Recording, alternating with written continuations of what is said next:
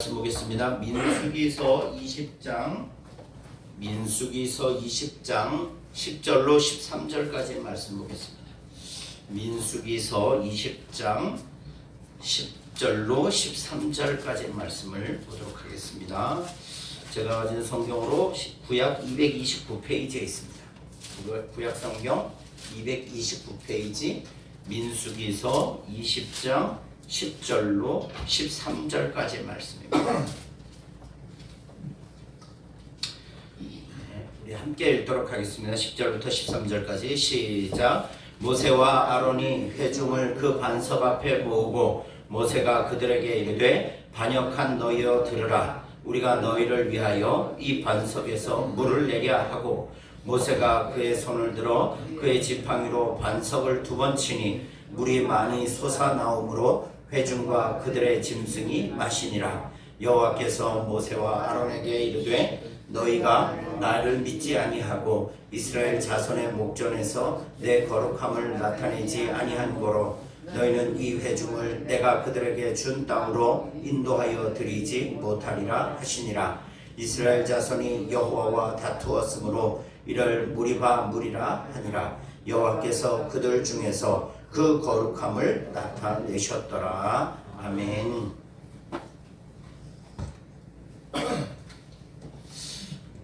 우리가 신앙생활을 하면서 여러 가지 시험들도 있고 여러 가지 어려움들이 있는데요. 특별히 우리가 하나님 앞에 믿음으로 살아가지 못하게 하는 그런 가장 큰 시험, 유혹이 있습니다. 그게 뭐냐면 바로 불신앙이죠. 불신앙.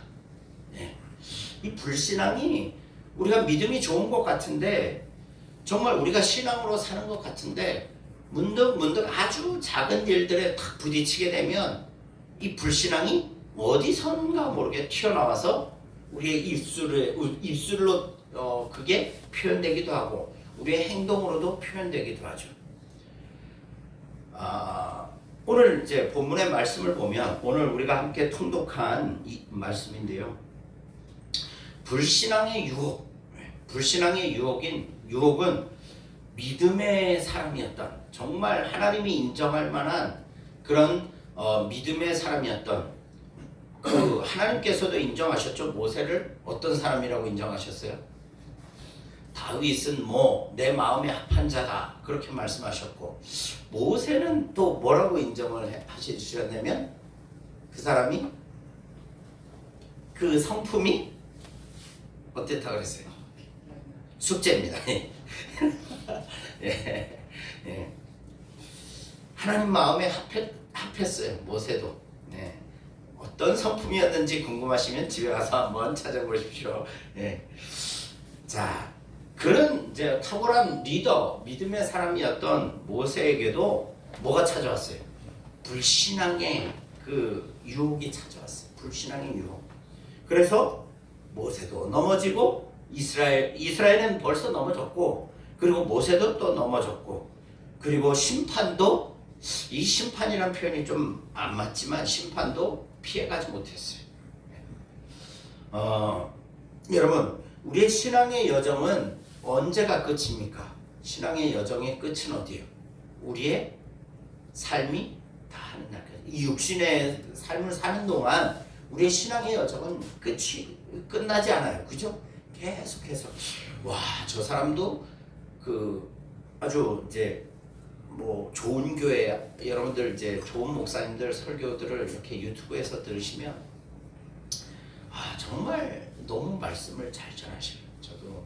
저도 요즘에 이제 박영선 목사님이라고 아시는지 모르겠어요. 박영선 목사님 이렇게 설교를 잘 많이 듣는데 이분은 어떻게 저런 깊이 있는 말씀, 저렇게 말씀을 잘 선포하실까? 그런 이제 도전도 받게 되는데, 그런 탁월한 훌륭한 분이라도 사실 그 삶이 다 거룩하지는 않죠. 그죠? 매 순간마다 이분도 어떤 이런 불신앙과의 싸움을 싸울 수밖에 없는 연약한 인생이에요. 아무리 훌륭한 믿음이라도. 그래서 어느 누구도 이 정도면 됐지, 저 정도면 됐어, 그렇게 인정할 만큼 선한 사람, 믿음으로 서 있는 사람은 그렇게 거의 없죠, 그죠? 거의 99.9% 없을 겁니다. 예.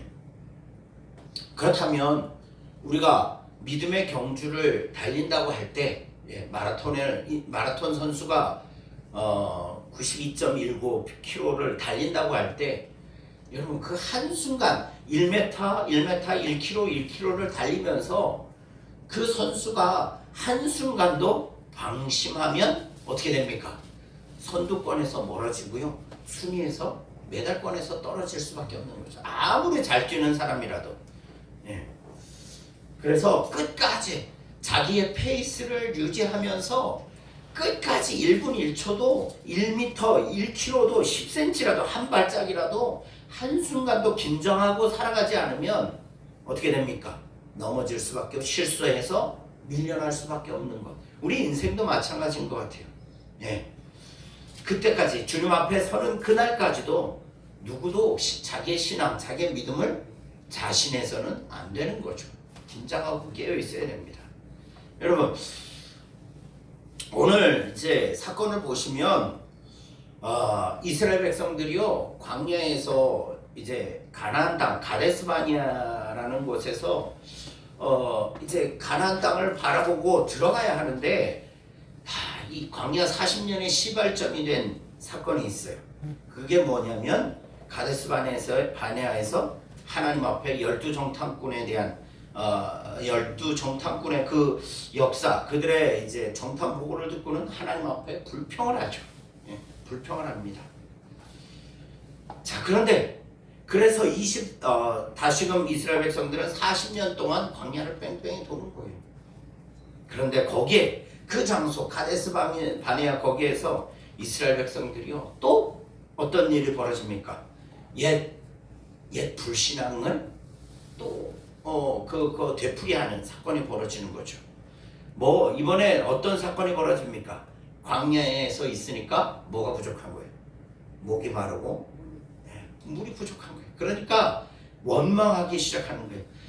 야, 우리 목말라 죽겠다. 이제 우리 가축들도 먹여야 되고 우리도 목말라 죽겠다. 그런데 우리를 여기에서 이렇게 광야에서 정말 우리를 완전히 여기에서 그냥 인생 끝장내려고 그러시냐? 하나님 앞에, 모세 앞에 이스라엘 백성들이 불평하고 원망하죠. 과거의 선배들과 똑같아요. 그러면서 뭐라고 말합니까? 어려움을 만날 때마다 어디를 생각하는 거예요? 애굽 얘기를 하는 거예요. 애굽에서는 그때는 어땠고 지금은 뭐도 없고 건강도 없고 돈도 없고 권력도 없고 예, 뭐 잘 되는 게 하나도 없는 것 같아요.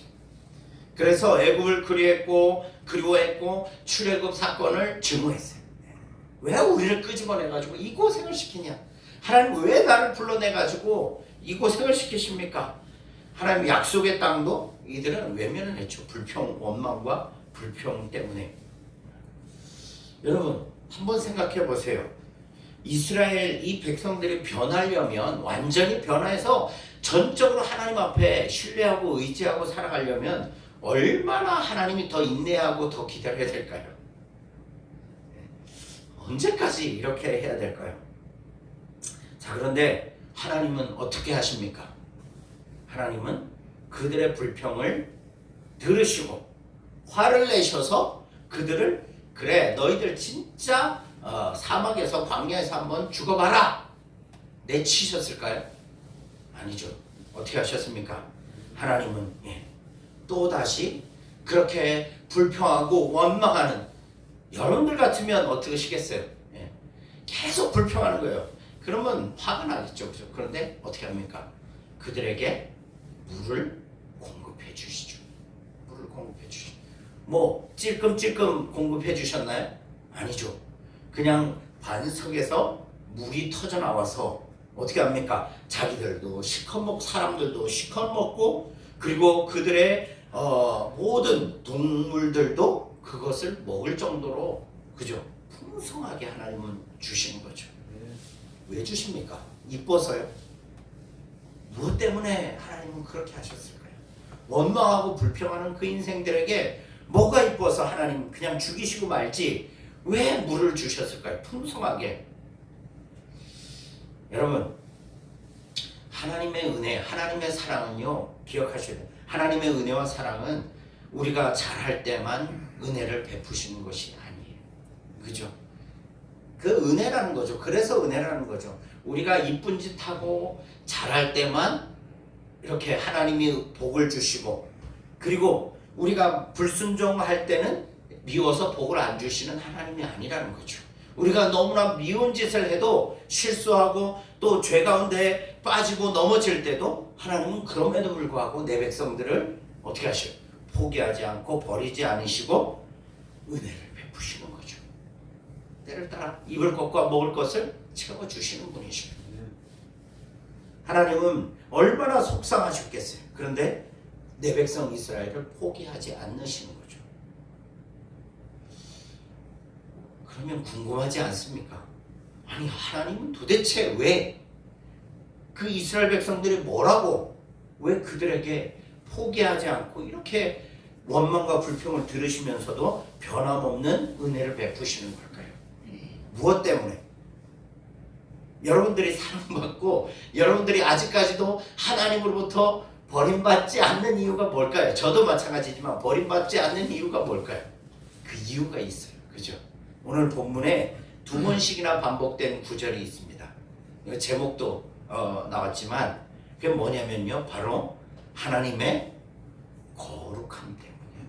하나님의 거룩함 때문에. 예. 기억하셔야 돼요.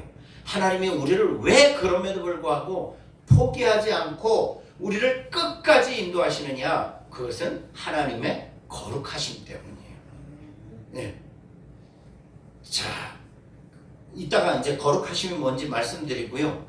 자, 그런데 이제 오늘 본문에 핵심적인 사건에 대한 이야기가 나옵니다. 그렇게 불평하는 이스라엘 백성들에게 하나님이 물을 공급해 주시겠다라고, 그래서 모세와 아론에게 뭐라고 명령하십니까? 뭐라고 말씀하시죠? 물을 공급해 주실 방법이 지팡이를